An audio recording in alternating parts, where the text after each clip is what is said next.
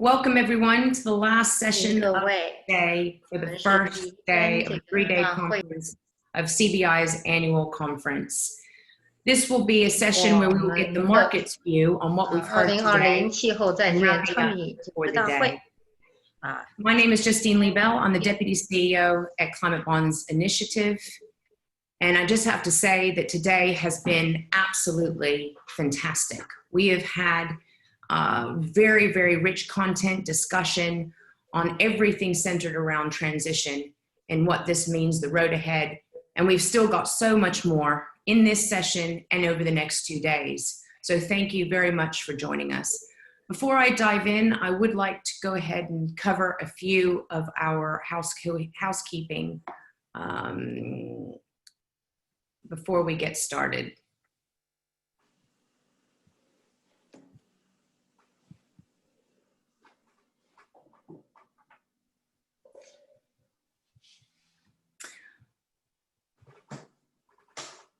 What I would like to say is that we do have a translation. One of the unique things about this conference is we have 5 languages provided, of which you can access through the app. We have got Spanish, Portuguese, Mandarin, Russian, and Japanese. I have to say it is really fantastic to have our interpreters with us today, so thank you. I also want to thank a huge thank you to our sponsors. Again, without our sponsors, none of this can happen. Their support is absolutely fundamental, and we have a huge thank you to our sponsors, both our sponsors for the conference and also for the translation. We're very, very thankful for that. I would like to go and introduce our speakers for today. Julie Becker, Deputy CEO at Luxembourg Stock Exchange, and a close collaborator and partner to CBI. Erin Bigley, Senior Vice President and Senior Portfolio Fixed Management and Responsible Investment at Bernstein. We've also got Kevin Smith with us today, the Vice President Sustainable Finance Group at Goldman Sachs, and Helena, Fiestas, Global Head of Stewardship and Policy and BNP Paribas Asset Management. So thank you to all of you for being with us today. What I'd like to do is give a high-level summary of what we've heard so far, because we've had 3 exceptional sessions that has covered with starting at a state of play of where we're at when we're discussing transition. And I think that it was quite clear that we are very much in the midst of a climate crisis. We need governments to act, we need investors to invest, and most importantly, we need to be pushing the high carbon intensive growth industries like steel, cement, and petrochemicals, for example, to shift. We heard from Nancy Sage from EIB setting a very ambitious target for stopping supporting fossil fuel investments by 2021. They have been retracting their lending over the years and setting targets to make sure that they are Paris aligned. Quote unquote, urgency and ambition is needed. We also heard from Helen Mountford from the New Climate Economy at WRI, also emphasizing the need for green recovery. Without this, we will not win the climate change challenge before us. We need to be underpinning COVID recovery with green investments that are climate aligned.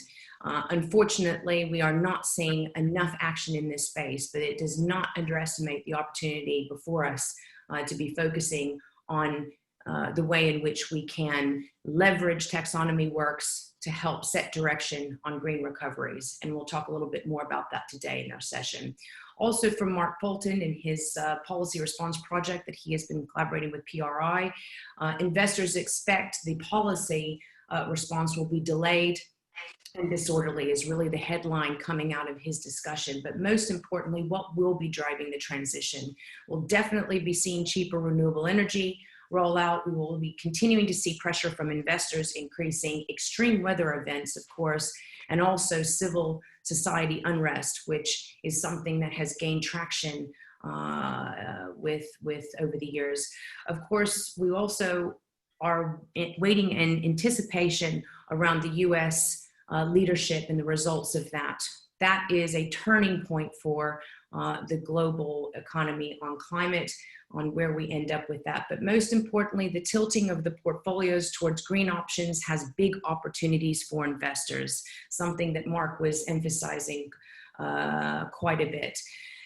The second session we had was then to launch the transition positioning paper, the path forward for transition, that was with Marissa Drew from Credit Suisse and Sean Kidney. And there it's very clear, why did we even get involved in this space? What is the importance of it? Well, from Marissa's point of view, investors are demanding more sustainable investments. There's just not enough in the market. We don't have enough supply. And so we need to open up the market and create more opportunities. But I think it's incredibly important to stress that although tech disruptions will play a role, we do need to move existing industries towards a greener pathway. There are huge opportunities for this, and this is another thing that we will discuss in today's session. Finally, government leadership, something that investors are countlessly calling for. We need governments to lead in order for us to get the ability to take the transition appropriately forward and to know exactly what pathways need to be taken. Policy that supports that agenda. Fiona Reynolds from PRI made it clear investors are continuously signing up for commitments. They're vocal, they are making the demands.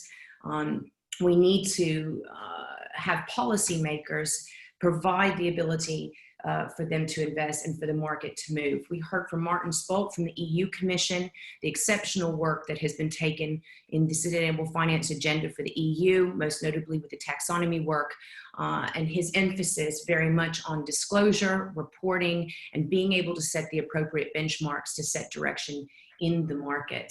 And then a very, very powerful speech coming from the Lagos governor. I have to say, every time I hear this man speak, it really, really is encouraging to know that especially in a place like Africa, where it's overlooked and not well understood on the opportunities, the visibility that he gives to Lagos State and showing how important it is for us to be able to tap the international capital into the emerging market space. The opportunities are there in the emerging markets. How do we connect the developed economies capital into these new markets?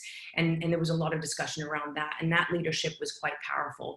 Hiro Mizuno, advisor to Japan's Mete, also talking about the advancements that Japanese are making, particularly on integration of TCFD and their continuous focus on pushing on getting guidelines in place on transition. So that was also quite interesting to hear. And of course, finally, with the Spanish government, we were able to get a good sense of where the Spanish government is setting very ambitious targets as well, trying to align very much in line with what the EU Commission has been putting out, which is an interesting thing to see how what the EU is putting and how governments are trying to match that. So yes, I think it was, again, being able to summarize in detail everything. We just don't have enough time, but I hope that that gives our panelists and our audience joining this session today a flavor of how it has been just for the first day. So very, very exciting. What I'd like to do now is turn over to Julie Becker for some opening remarks before we turn it around to the rest of our speakers today. Thank you. Thank you very much, Justine. Good afternoon, everyone. It's tempting to refer to the previous decade as the decade of the green enlightening. Over the past 10 years, green finance has emerged and established itself as an important asset class. Frameworks and standards have been created. The market has responded with a variety of green products, and investor support is high. Still, as a global community, we have failed. We have failed to move the needle in our response to the climate emergency. In its 10th emissions gap report, the United Nations Environmental Programme calls the decade leading up to 2019 a lost decade for the climate transition. The report leaves no room for doubt. The gap between where we are today and where we need to be is only getting wider. We can still change the course, but immediate and radical action will be needed. The question is, what is the role of finance in this transition? We established the Luxembourg Green Exchange, a platform entirely dedicated to sustainable securities, exactly 4 years ago, and I'm sure Sean still remembers. From the very beginning, we made best market practice and internationally recognized standards and guidelines mandatory for display on our green platform. We wanted to bring clarity to investors and give them the possibility to compare one green bond to another. As we wanted to encourage the development of the green bond market, we chose not to judge the kind of issuers allowed to finance green projects. What matters in the end is to make sure they all deliver in full transparency on their commitments and that these are verified by a third party to also ensure integrity. We were convinced that transition takes time and that we should encourage all types of issuers to finance green projects, provided that they comply with our transparency requirements. The problem is that not every issuer is in a position to issue green, social, or sustainability bonds, given their specific business scope. And that's the reason why the growth of green finance today still does not match the enormous transition challenge that we face. We need to think broader. We need to aim higher. We need to go bigger. And we need to act now and fast.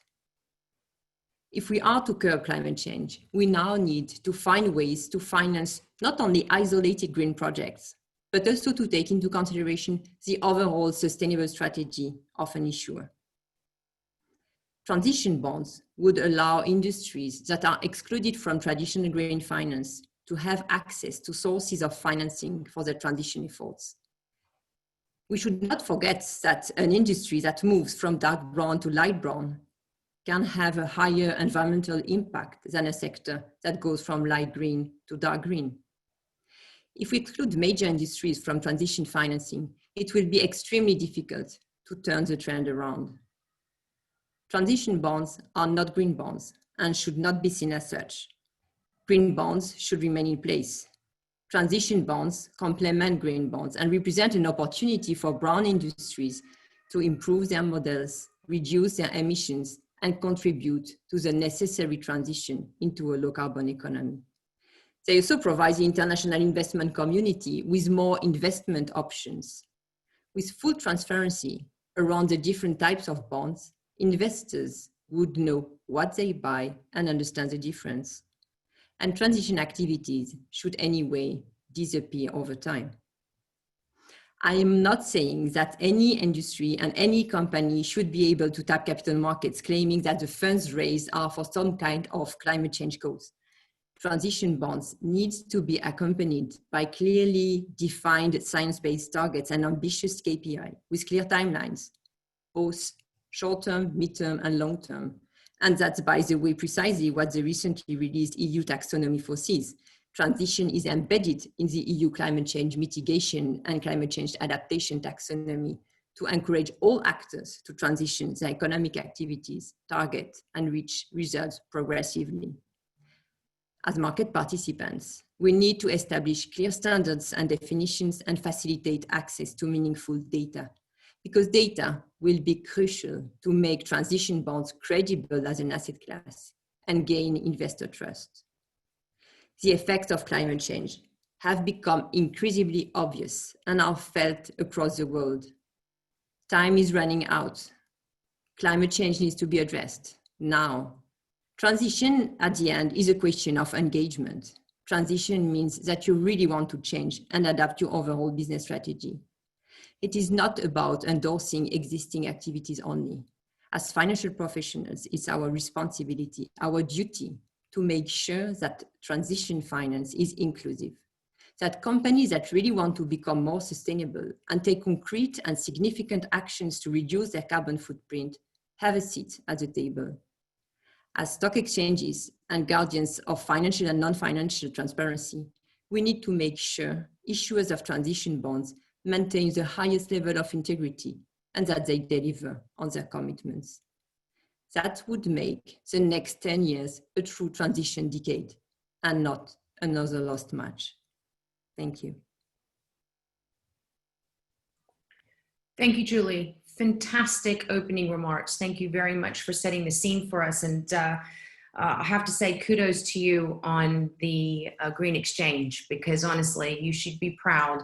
It's really put Luxembourg in a leadership within the EU. So well done on that. And kind of just going over some of your points, I think I like one that's definitely value for a tweet. Quote, "Go big and act fast," I think is a very appropriate way to start us off. And of course, transition is now about the entity, where in the green bond market, our focus was very much around how green the projects and assets are, and very much around the disclosure. Now, although we still call for a disclosure in the transition market, we are still looking to what the appropriate standardization will be. As you clearly say, standards will be required. Of course, transition bonds are not green bonds, so I'm very keen to hear from the rest of the panelists on that point. And of course, this is very much around engagement, deep engagement with the issuing entity to support them in their transition. So Helena, can I turn it to you? I'm very keen to get your views, not only on the highlights of today, but also some of the remarks that Julie has put forward. Thank you, and good afternoon to everyone. So today, I would say as a high-level first comment that today that we're really centering the discussion around transition. I was wondering if the financial industry actually is mature enough to start dealing with what is the transition pathway for the financial industry, and whether or not within Europe we should start, trying to develop or design that transition pathway for our own institutions. Now, the second high-level comment I would make is that I was also wondering about what is the transition pathway to the market standards in the face of rising regulations. What I mean by that is that what we are seeing is, and particularly in Europe, policymakers stepping in and defining, clearly defining those standards. The first one that they have established is about what is green, what is a green investment. And I wonder, now that we're discussing about transition bonds, or whether we talk about sustainability linked bonds and so forth, to what extent this is a interim discussion using the language of the report, because in less time that we think, we will have official definitions about what is a transition bond, what is a sustainability linked bond, and so forth.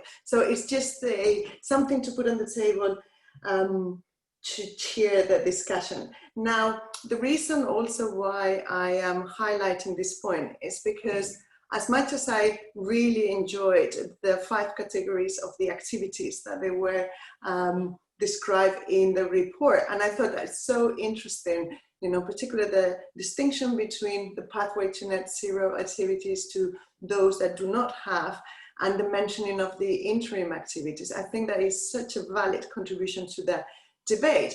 I thought, well, as an investor, irrespectively of what I think, when I will communicate to the external world, because of the taxonomy regulation, defines that I need to report on the share of my investments at portfolio level that are aligned with the taxonomy, and only that share could be considered green.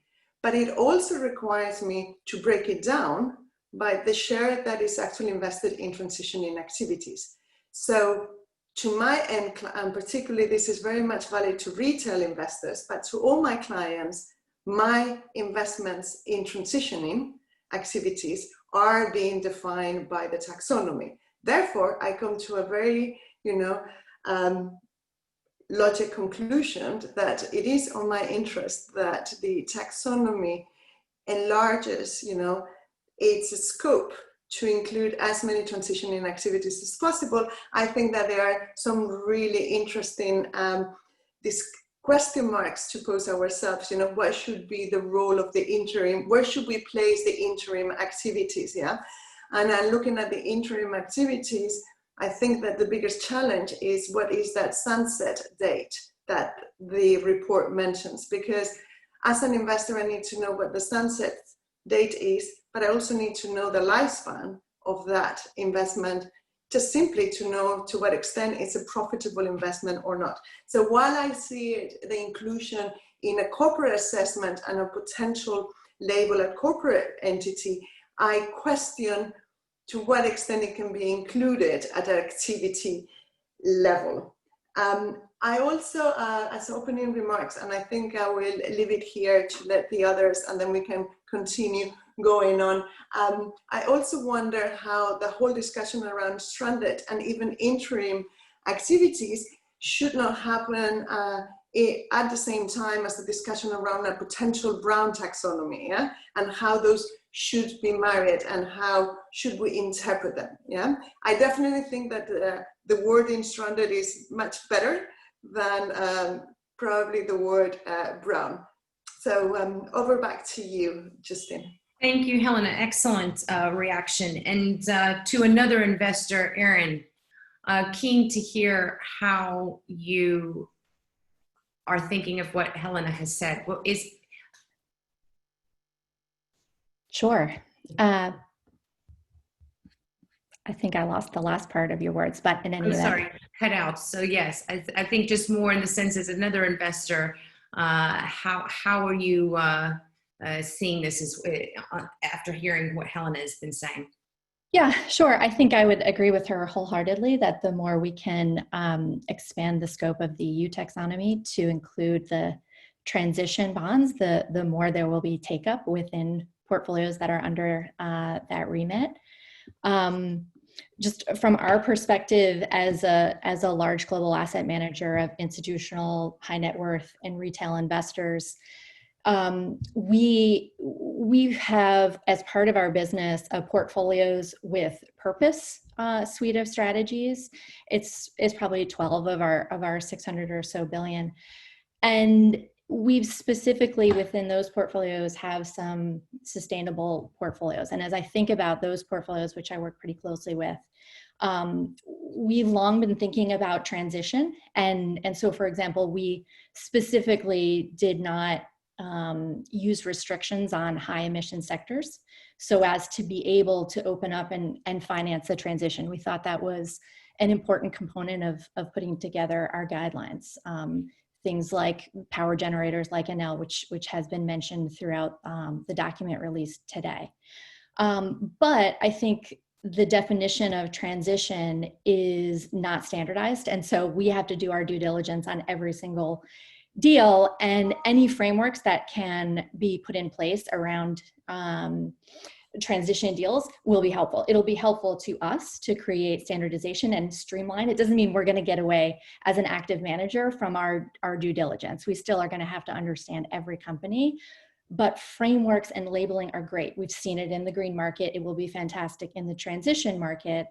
And I think it'll also be easier for end clients to understand what you mean by a transition bond if you have a framework. So in that light, Erin, let me just dive in there if you don't mind, because I just want to tease that out a little bit more. I mean, especially for, and this also goes to Kevin as well, sitting in the US market, where it's very much driven on voluntary. There isn't actually anything set US side on standardization. So what are you relying, are you looking to the EU taxonomy as potentially setting guidance for your investments? Do you see an opportunity of maybe using it as a way to guide transition going forward? You know, I believe Helena was also looking at this from a point of needing to sketch out sectoral strategies using the taxonomy as a starting point. Just keen to hear how you guys are looking at this. Yeah, I mean, I think this right now, we're defining what we believe is transition, and we have our own framework, which is robust, but it will be very helpful, just as with a standard credit rating. You know, we have our own credit ratings on companies, but it's very helpful when you can compare with what Moody's, S&P, and Fitch are talking about. We speak in a very common language. It makes it so much easier for our end clients to understand as well. So I think for us, it will be helpful as a baseline. And I think two things for our framework today. When we think about transition, it will be very interesting to have a use of proceeds framework for a transition. I think that could expand the market. We really like use of proceeds bonds. You can quantify the results, the impacts, the measures. But what I found interesting about the framework is that it's also looking to expand beyond debt and into entity classification of transition, which I also think will be really interesting because you want to be able to move to equities, being able to use a framework. My equity colleagues would love that. They don't really have a uniform framework right now to think about that within our sustainable portfolios. And also the entity framework will lend itself to KPI linked bonds, which are very new bonds where the company, it's not necessarily to finance a project, but it's to finance, it's where the issuer sets some metrics that they will hit. And if they don't, certain coupon step ups, so, the investor actually receives a benefit. Exactly. And I want to park that. That's another one I want us to pick up on, because there's a lot of questions around, do we need to be doing more labeled products? And if we've got this sustainability linked model emerging, can we strengthen that to potentially be the catalyst for driving transition investments? But just going to your point on your transition framework, I've heard you correctly that you all have said that. Can you give a flavor to our audience about sort of some of the things that you're looking for, what you're setting in that framework? Well, let's just use it as an example, a polluting industry like autos. So think about today, you just saw an announcement. It reminded me of this panel when you saw GM is making an investment in Nikola. That's a very interesting, the automakers, maybe at first blush to many of our clients, might not be the typical investment in a sustainable portfolio. But actually we've liked certain automakers who are committed to making a transition to a net zero. And I think, it's very interesting to see the news today to highlight that some of those dirty industries are making those commitments. Excellent. Thanks, Erin. That was fantastic. And we'll get back to some of your points as well. Kevin, from the issuer side, banking side, speaking on the issuer's perspective as a bank, can you give us a flavor of what you've heard so far? And also maybe potentially touching on the sustainability linked bond and loans development in the market and how it transition. Sure, thank you. I think the exciting thing, and you heard this in some of the prior panel sessions as well as, was featured in the report, generally as someone who's been kind of around these markets for some time, the exciting thing is the evolution that we've seen, right? So we started out with more narrowly defined green bonds and use of proceeds models, which have served their roles, have certainly grown over the years, have gone to multi-$100 billion issuance markets each year, which we expect to continue to grow, to the evolution of, that similar loan in the loan markets, to that into the KPI linked structures that we've seen, although less volume there today, but hopefully hope for the future on that front, and then into the transition bonds as well. And I think one of the things that's interesting to see is just the scale and the potential that transition bonds and other similar structures offer. I mean, if you think about the green bonds, I think the report mentioned about 800 billion of outstanding green bonds, which sounds very large, but if you think about it in the context of fixed income markets, there's a lot of room to grow, right? We saw $1.5 trillion in the U.S. markets this year alone. I think it's about $3 trillion of investment grade issuance globally this year. And so, while I don't want to diminish those markets, the good news is if you can open it up to broader swaths of the economy, there's a lot of potential there. And I think transition bonds and other linked securities offer that up. And even into fundamentally, when we think about, this kind of assessment of an entity level, whether it's in bond format or frankly an equity format, it offers a lot of potential for investors to understand where companies are today and where they're going, which is frankly just good due diligence and good understanding of where you're going to, invest the money of the end beneficiaries that you're investing on behalf of. And so really using those frameworks to understand, is this company positioned for the future, or is there a risk embedded in that, I think serves them quite well. And so the benefit, I think, of thinking about companies in transition is multi-purpose in a way. And I think one of the tough ones, though, when I hear you speak like this, I think it's great. It sounds very exciting. There's a potential opening up of the market, and I'm sure many listening in at the moment are thinking, okay, great, but how do we avoid, or how do we know the credibility side? Like, how do you make a judgment on whether or not, this is actually a good investment from a transitions perspective, not in the absence of having clear rules of the game? Yeah, so it's nuanced as is anything in investing or in life. There are some places that will have a more of a defined framework or standard. I think Europe is the model of that, right? Where you've starting to define green activities or transition activities. There are other places where it's more voluntary led, as you mentioned. But that even in those markets, it puts a high definition on investor diligence and understanding. So you can't necessarily kind of default only to a taxonomy, as I think Erin mentioned. It's an input into kind of your investing decisions. And then, frankly, there are kind of feedback loops or course correction that happens, right? If someone kind of egregiously steps over the line, there are reputational, there may be regulatory, there may be other ways in which that is a self-correcting measures. And we saw that in the green bond market with some issuers that were coming to market with, arguably some questionable deals. And that makes them harder to get the next deal done.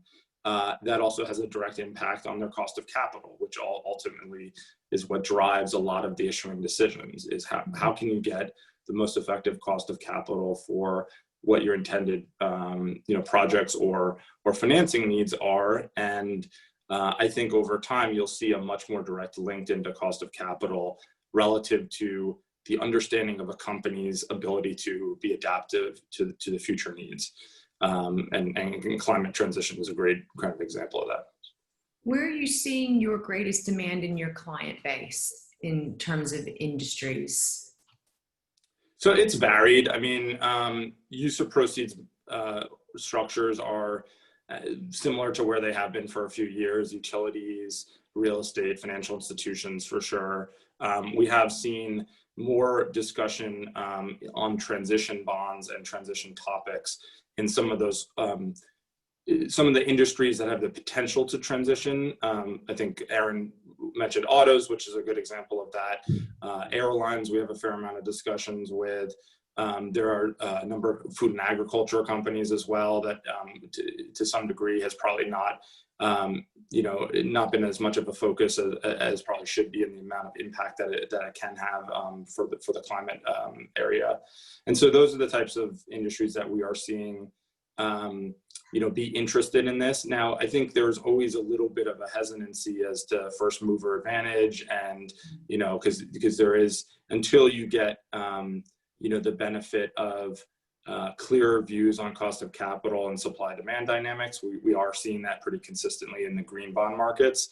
There's always a little bit of issuer hesitancy as to putting your toe in the water and facing a potentially the reputation or a cost of capital impact to it. Yeah, I think the market infrastructure is critical, and so I want to tease out a bit from Helena and Julie. Particularly, Julie, turn to you in the sense that instrumental in putting the green exchange in place. And what are some of the plans for Luxembourg for transition? How are you going to treat this? I think we had a discussion coming back to the point of different labels and transition labels, or leveraging the sustainability linked bonds. Give us a bit of understanding on your perspective on that. Yes, sure, Justine. Well, first of all, I think that the current discussion is extremely interesting, and seeing the current evolution also is closely observed by the exchange. So for me, transition is clearly an invitation to assess more globally, both at project level and at the entity level, and not only as project level for green bonds, sustainability bonds, and social bonds, and like use of proceeds. But when we saw the evolution with sustainability linked bond, or even for pure player, it's only at the entity level. And maybe transition is about both. It's about a global assessment, both at the entity level and a combination with the activity. Because at the end, maybe you cannot dissociate one from the other if you really want to reach this transition or to make it happen. But you were also talking about credibility. How do we make transition credible? And I think this is clearly linked to transparency.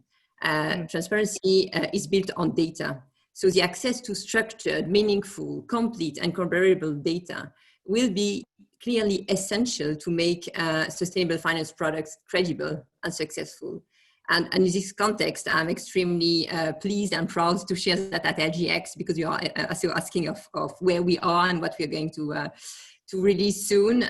We have developed a centralized data hub for structured data points on a range of sustainable securities, including all green, social, and sustainability bonds that are listed on LuxSE and displayed on LGX. And our goal, by the way, is to cover the entire universe of listed green, social, and sustainability bonds in the near future. And this hub, the LGX Data Hub, will be launched next week, and so stay tuned, and will offer investors and asset managers access to structured data with a very high level of granularity. It's a unique database in the market, which will allow them to make, of course, more informed investment decisions, but also to report. And for reporting purposes, you mentioned briefly the disclosure regulation, which may enter into force in March 2021. So I guess this is extremely relevant for them to be able to extract the data they find relevant and they need for reporting purposes in particular. So we say that data is a new gold, and I'm convinced it was already the case for traditional sustainable finance product, but I'm also convinced that data and transparency will be really essential in this transition finance. Yeah, so our positioning is clearly that transition is about increasing the scope, thinking bigger. It's about progress. And clearly we are following a market trend carefully. We are also still committed to driving the sustainable finance agenda and support this transition. So we will certainly be announcing new developments in the coming months. Julie, is there any examples in the market, just to give our listeners an understanding on what would be considered to date in the absence of any clear rules of the game? Some good examples that we've seen in the market that have been either coming under the transition label, or we've seen a few that have been under the sustainability linked bonds and loans. I'm happy for you to take that as well, Kevin, before turning it over to Helena to discuss more on the regulation side. Well, I have to say that what we wanted to do when we created this green platform was clearly to make best market practices mandatory on the exchange. So as it was discussed so far, we do not have any clear standards yet about transition and about sustainability-linked bonds. Well, sustainability-linked bond principles have been released in June, and to my knowledge, the only real sustainability-linked bond or potential sustainability bond issued by NL does not fully comply with the new sustainability-linked bond principles, so is not yet displayed. I know that in the market, we are aware of arrangers working on helping and supporting issuers to be able to issue that kind of products. And we will, of course, welcome them on our platform as soon as they will be able to comply strictly with the principles. The idea clearly is to avoid market fragmentation and to stick and make mandatory those principles to make sure that investors can trust the market and find the clarity they need. About transition bonds, well, this is something which is highly debated, and you can compare, well, typically some instruments that are not comparable, like the metric bonds to the EBRD climate transition bond, which is at the end a green bond. So that's where we have to pay attention for our investors to make sure they clearly understand where we are. And this is based on transparency, because at the end, investors are completely free to invest in the products they want. Whether a transition bond or a green bond, but this needs to be very transparent and clear for them. And that's where we have a role to play as market provider, as market infrastructure, service provider to the market, to make sure they can access all the information they need, and even better, potentially some specific and accurate data they can use to make informed investment decisions. Thank you, Julie.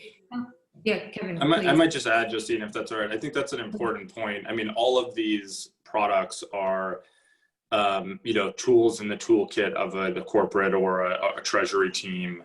And so they should think about, those types of opportunities that best suit them as a company. I do think, and I agree with Julie, the transparency element of it, I mean, that's the foundation for a lot of these is getting high quality information to investors so that they can make decisions. Now, there's always a bit of a balance between the amount of resources that takes to the output and getting that. So you need to, particularly as you go down the credit spectrum, investment grade issuers are much better capitalized than high yield investors, and they may have more resources available for them.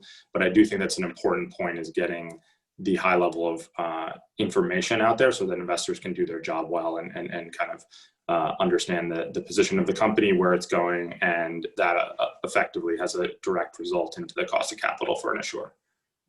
Yeah, go ahead, Erin. The data is gold. That's so true.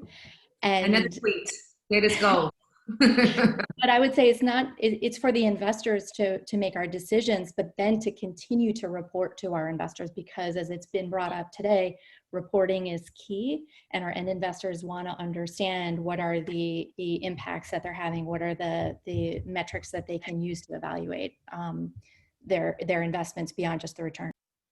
So Helena, I do want to turn to you, because I would like to get a bit more from you on the role of the taxonomy, particularly on sketching out the potential sectoral pathways, because I think that again is going to be really fundamental. Absolutely, Justine.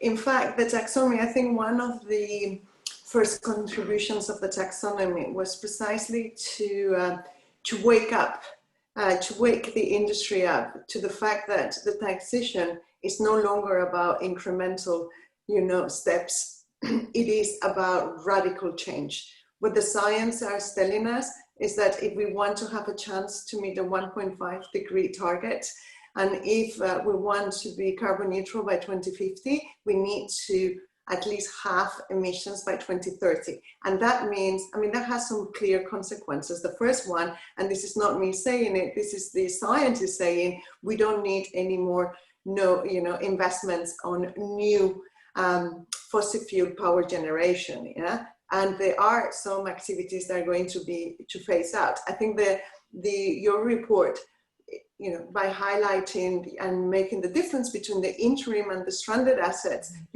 brings a big contribution to the debate. And that links me to one point I really wanted to make, which is, as I was saying before, the question mark about stranded assets or the interim activities for investors is, when is that, sunset date? Which one is that? And we know that the only ones that actually can put a stamp on, on a paper and say that's the date are regulators. We know that in the UK, the sunset date for coal power generation is 2025. Correct? But we don't have visibility more than for certain activities in certain countries. And this is why what we've been calling is, right now, while the EU member states are debating on whether or not to raise their ambitions for the 2030 targets, which I think they definitely need to, because the 2030 targets today are not in line with science if they want to have a chance, for Europe to be carbon neutral by 2050. What we need is, as well, emission reductions pathways per sector that define, the targets for 2030, but also 2040. What we also need is more details on the key transition milestones. And by milestones, I talk about phasing out, the dates for phasing out subsidies, fossil fuel subsidies, but also the phasing out of precisely the interim and the stranded assets. And last but not least, they also need to start giving us a little bit of a hint and clarity and of an anticipated timeline for key infrastructure and technology changes to transition sectors. Ideally highlighting all the opportunities, because what we want is, for instance, right now, is to invest in green hydrogen, just to mention one. So I think that it's a very relevant debate to have today, because the decision will be taken on Friday. But it is also a call, and not only, I talk about Europe because I'm based in Europe, but obviously that sectoral pathways, ideally, if we could also have more visibility for those sectoral pathways, even if they differ from region to region, that would really help investors. And so if you had those sectoral pathways sketched out, I think one question would be, would it also help for you as an investor, and maybe this question is to Erin as well, to be able to set targets appropriately as to when you would stop investing? So, you know, how long do we invest in the oil and gas industry? Absolutely. Now it still plays a role. It goes back to the question mark when I was questioning the role of the interim as a transition bond. If we had clarity, then we could really talk about transition bond, you know, investing in an interim activity that I would know that it would be, you know, it would leave sufficiently and it will be profitable. It also will help us today. All our efforts in aligning our portfolios are based on the International Energy Agency Sustainable Development Scenario. I think that if we had a clear steer, we could go down one level of sophistication and start thinking about how would it look like for the different sectors in Europe and in other regions, yeah, and give it that extra layer of accuracy. I think you're raising a very good point. It's almost sounding like the investors moving into a market education as well, a hand-holding of your investment opportunities, and to make sure they see the opportunities. Kind of pulls on Mark Fulton's point about, you know, how progressive some of these industries can get. And, you know, you mentioned green hydrogen and how potentially, you know, an energy company could evolve into a green energy hydrogen provider. That would be an excellent transition story. And I'm sure as an investor, you'd be all over it. Absolutely. And very quickly, just to say, that's exactly why I keep saying to everyone, the taxonomy works at activity level, it's bottom up, but it's not the only indicator that we need. We also need the TCFD framework and other type of indicators to analyze the bottom, the top down, yeah? So they're complementary and we need both. The taxonomy allows me to do that very specific type of analysis at asset level, and a TCFD framework, it's at corporate level, and I need both. That's exactly right. And Erin, just to add to that, probably some of your views from that conversation, but also who do you see as within corporations having an important role to make the shift? As an investor, what do you want at the very top, or is there specific shareholders? What would you see as critical stakeholders in moving the agenda in the corporation? I mean, I think it will have to be at the top. Because I do think, maybe getting back to Justine's point, that the entity and the project or the use of proceeds are intrinsically linked, at least for the clients of ours who want a sustainable type of portfolio or a transition and green type of portfolio. So you need to not only understand what the specific project might be that you're financing, but you really are going to care about their climate transition plan, but also just their overall corporate sustainability plan. When we're engaging with issuers, we're asking them all about the specific project we might be financing, or projects, or their framework, but then also making sure that what are the executives' compensation? Are they linked to sustainability metrics, and are they expanding those targets throughout their company? I think one question for all of you, you know, we're now 10 years in to what has been quite a fast-paced growing market, nowhere near where we need at least green bonds to be. We would want to see trillions rather than hovering a little under $1 trillion, but nonetheless a success. And through that, we have had the green bond serve as an engagement tool in its own right. It's been an education for the market on what's possible. Have you seen the shift in your engagement across your client base and your stakeholders? Is it increasing the interest for what this market is and how they can participate? There's been a couple of questions coming in around how we get high emission companies who don't actually see this as a necessity, and to get them moving. I tend to think a little bit more optimistically, particularly as I've seen this market grow as well, that momentum is really growing, especially now in light of COVID, the need for green recovery. Investors have put sustainable finance at the top of their agenda. And so all of this almost seems like a perfect storm that is just going to kick off into, hopefully, where climate and climate risk is at the forefront. Am I just being too idealistic here? Does anyone want to speak to that?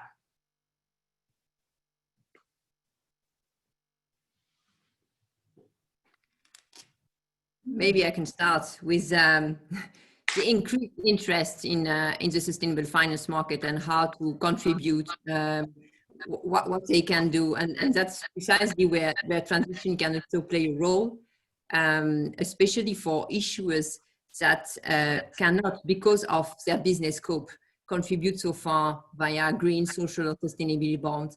And you can find some frustration sometimes because they can enhance their profile, the CSR profile, for instance, but without really clear actions and visibility on the sustainable bond market so far. That's one point on another tone, and linked also to what you mentioned previously about the government leadership. I'm sure you saw that beginning of this week and yesterday, the Luxembourg government is the first to issue a sustainability bond framework and release a sustainability bond framework and issue a sustainability bond based on the highest international standards and market practices. And it is the first sovereign in Europe to do so. And this is really something extremely important for us in Luxembourg, where we were pushing a lot and trying to help support and develop current practices and standards. So I think and hope to see many other countries to do so. And I'm convinced that this is the way to go. Excellent, Julie. Justine, I wanted to I want to look at the future and say, even a quick look to the current policy framework and what's coming, what's around the corner, yeah, what's waiting for us on the pipeline, yeah, including the regulation that targets investors. You could see how, the amount of money that needs, the amount of investments that are going to we need in order to transition. And the amount of appetite that investors will have on investments, in green assets and in green or transition activities and companies, yeah.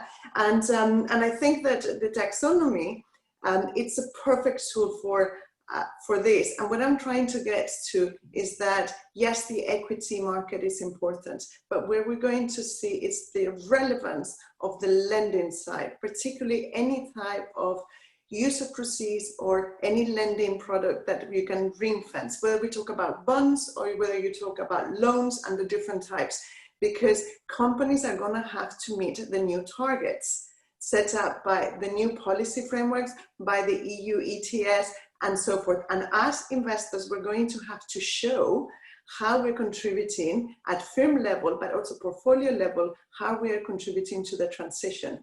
And our clients, and this is very important, particularly in the retail market here, now by law are going to have to be asked about their ESG preferences.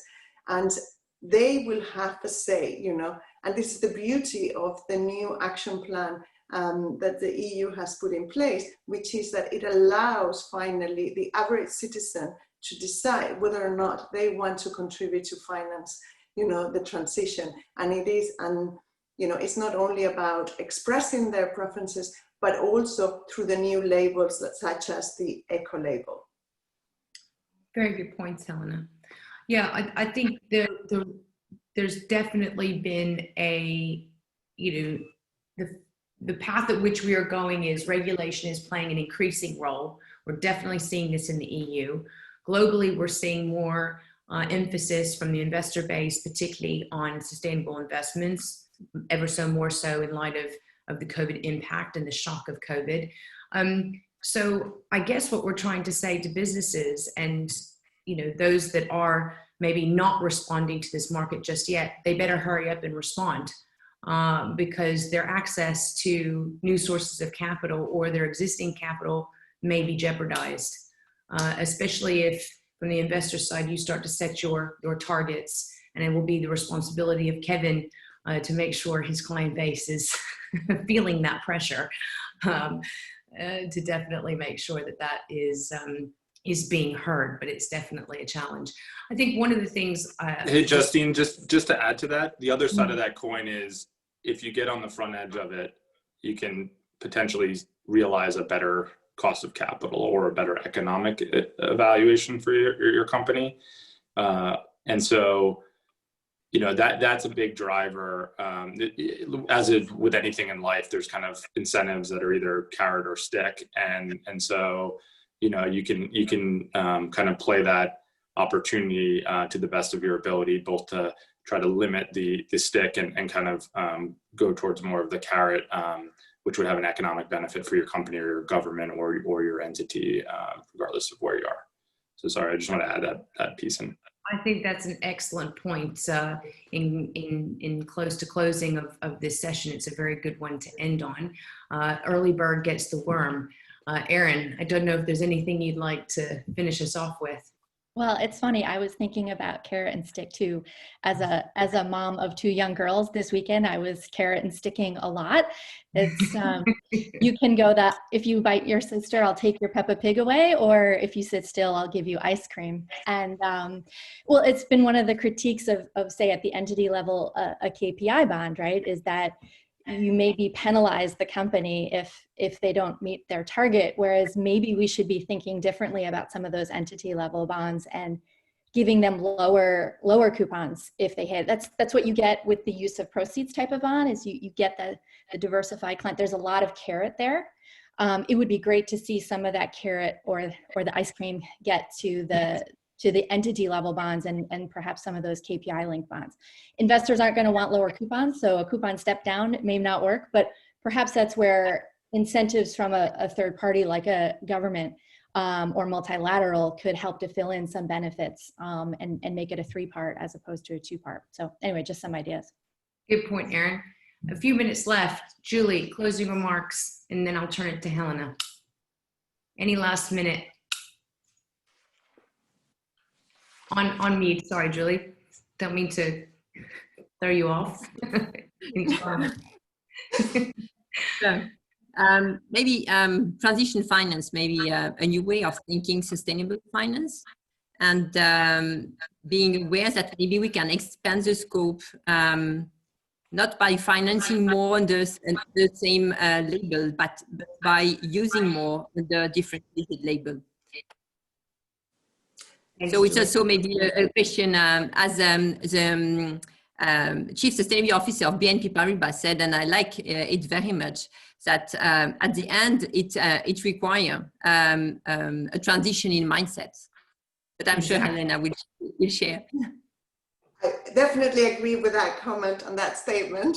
But I wanted to finish maybe by saying that despite all the importance, and I really highlight extraordinary importance of all these tools, labels and certifications, I want to say that it's still really important for investors to engage with the companies they invest in. I think that the stewardship activities are key at the end of the day.